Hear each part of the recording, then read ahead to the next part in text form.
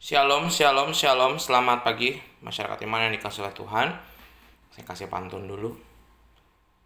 Pagi-pagi dengar musik klasik, dengar Mozart sampai Paganini. Pagi-pagi memang lebih asik mendengarkan genta sabda sebelum menjalani hari ini. Bapak Ibu Saudara, mari bersama-sama sebelum kita memulai hari ini, kita mau bersama-sama dengarkan firman Tuhan dan memuji nama Tuhan dari pujian yang pertama, PKJ 120, Allah Bapa kami puji Engkau. PKJ 120 bait pertama dan yang kedua, Allah Bapa kami puji Engkau untuk mengawali Genta Sabda hari ini.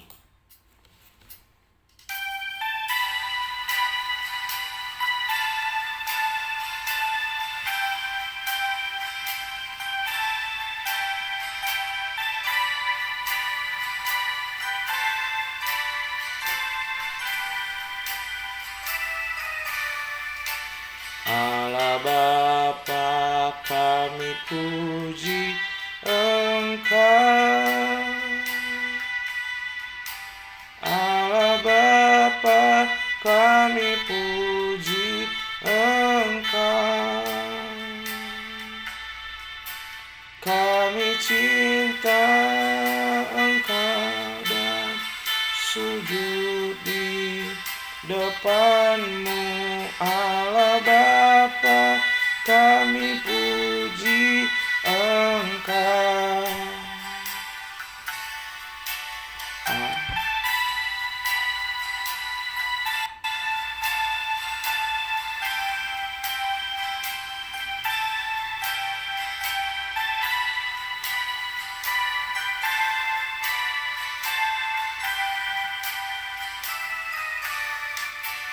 Putra Allah kami agungkan Kau.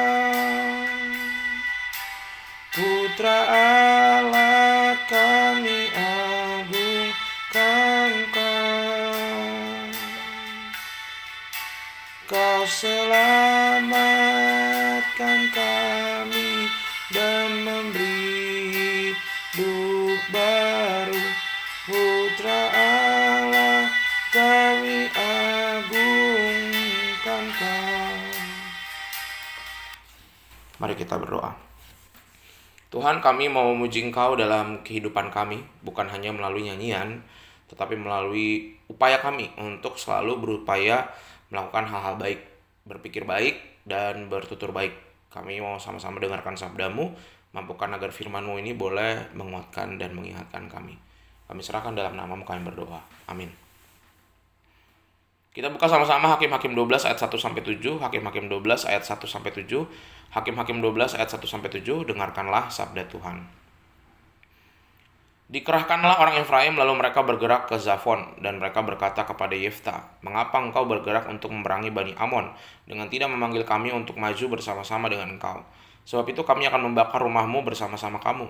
Tetapi jawab Yefta kepada mereka, "Aku dan rakyatku telah terlibat dalam peperangan yang hebat dengan Bani Amon. Lalu aku memanggil kamu, tetapi kamu tidak datang menyelamatkan aku dari tangan mereka. Ketika aku lihat bahwa tidak ada yang datang menyelamatkan aku, maka aku mempertaruhkan nyawaku dan aku pergi melawan Bani Amon itu, dan Tuhan menyerahkan mereka ke dalam tanganku.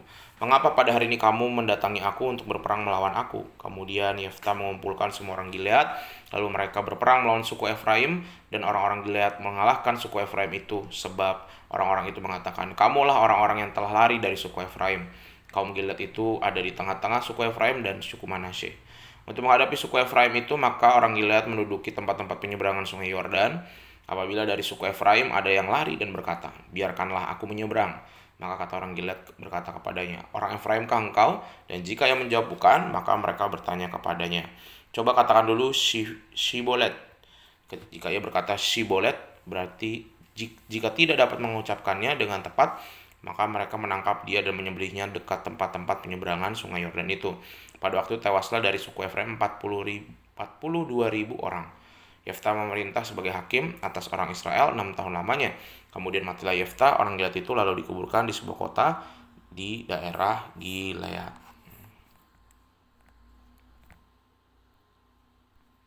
Bapak Saudara, pernahkah Bapak Ibu melihat orang yang bertengkar dengan saudara kandung sendiri?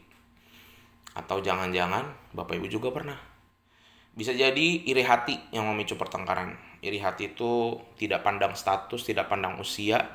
Semua orang bisa mengalami, merasakan, atau bahkan orang yang jarang iri pun bisa tiba-tiba iri.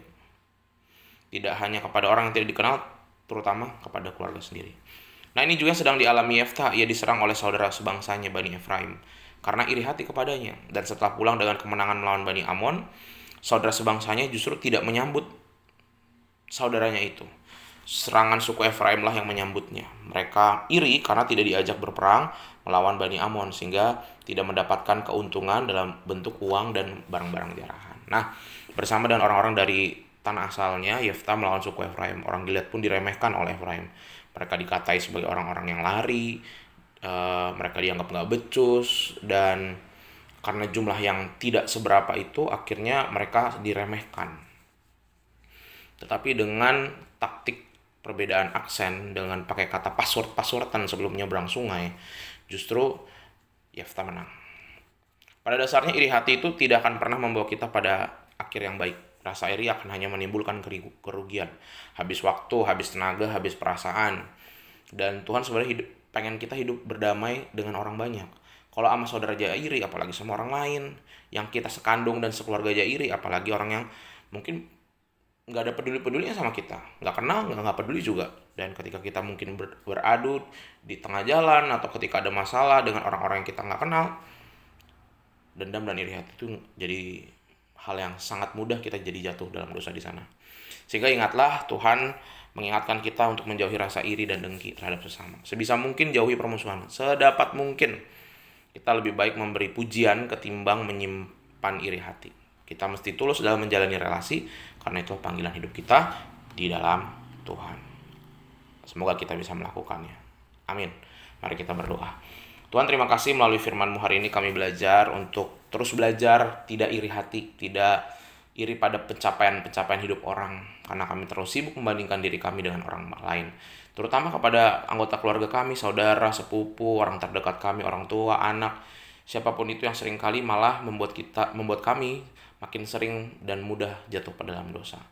Dan tidak jarang kami sibuk salahkan orang.